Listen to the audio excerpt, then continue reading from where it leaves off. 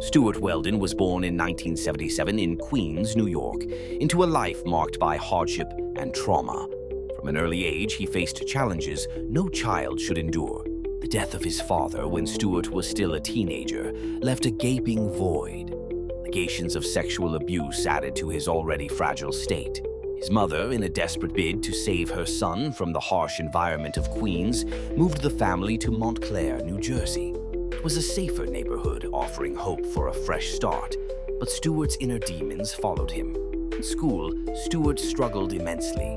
Diagnosed with ADHD and dyslexia, his learning disabilities made education an uphill battle. He became increasingly isolated, a misfit among his peers. Without proper support, his academic progress stalled, and his frustrations grew. His late teens, these challenges had evolved into troubling behavior that hinted at the man he would become. Just 19 years old, Stuart's life took a dark turn. He and a friend kidnapped and sexually assaulted a young woman. The act was not impulsive but calculated, revealing an early penchant for control and violence. This marked the beginning of a criminal trajectory that would grow increasingly sinister over the years. By his late 20s, Stuart's crimes escalated. He committed assault with a deadly weapon and was sentenced to 3 years in prison. Upon his release, he moved with his mother to Springfield, Massachusetts. The city, plagued by poverty and drug activity, became Stuart's new hunting ground.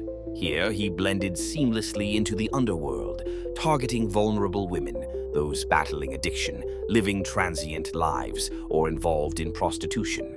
Using drugs as bait, he lured these women into his car and eventually to his home, a property he shared with his unsuspecting mother. Springfield's underbelly was fertile ground for someone like Stuart. The city's heroin trade, coupled with high rates of poverty, created an environment where vulnerable individuals could disappear without raising suspicion. Stuart established himself in these circles, gaining a reputation among those who worked the streets. To them, he was just another dangerous figure to be avoided, but to law enforcement, he was largely invisible. By 2018, Stuart's criminal activities had reached a horrifying peak. He began to escalate his methods, taking greater risks and displaying even more cruelty toward his victims. Survivors of his assaults later recounted how he would charm them into his car with promises of drugs or safety, only to trap them in a nightmare. His attacks were not just physical but psychological, designed to strip his victims of hope and dignity. The survivor described her harrowing experience in chilling detail. She spoke of being tied to a chair for days, enduring repeated beatings and verbal abuse. Stuart would taunt her, reminding her of her vulnerability and reinforcing her sense of helplessness. Her account, though horrifying, would later become a key piece of evidence in the case against him. It was during a routine traffic stop that Stuart's reign of terror began to unravel. Attempting to evade the police, he led officers on a high-speed chase. When they finally caught him, they discovered a woman in his car, bound, beaten, and terrified. Testimony revealed weeks of captivity and relentless abuse. This shocking revelation prompted authorities to search Stuart's home, where they made a series of chilling discoveries. In the basement, police uncovered the bodies of 3 women, Kayla Escalante, America Leiden, and Ernestine Ryans.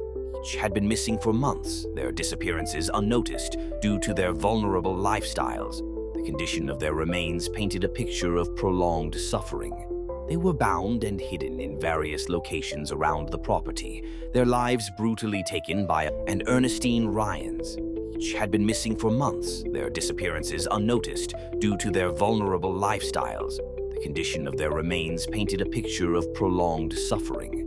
They were bound and hidden in various locations around the property, their lives brutally taken by a man who seemed to revel in their pain.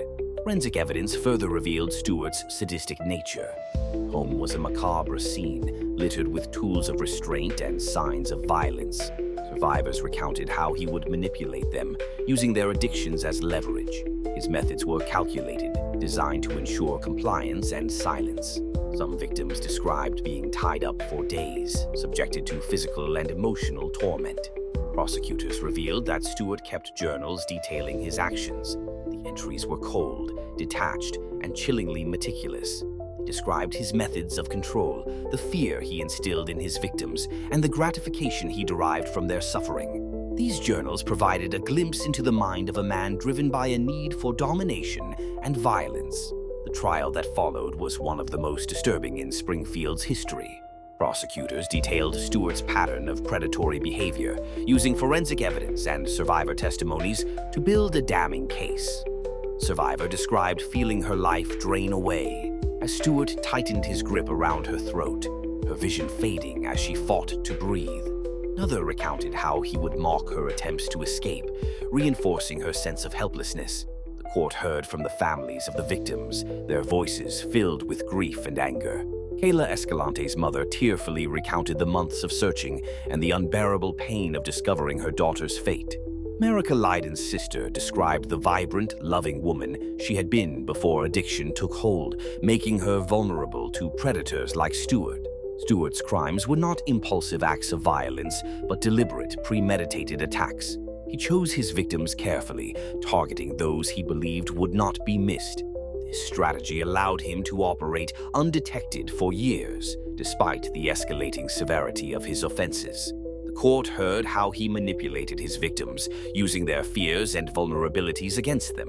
In the end, Stuart Weldon was sentenced to life in prison without the possibility of parole. While the verdict brought some measure of justice to the victims' families, the scars left by his actions will never fully heal. Survivors continue to grapple with the trauma of their experiences, and the families of those who were lost mourn lives stolen far too soon. The story of Stuart Weldon is a grim reminder of the darkness that can exist within individuals.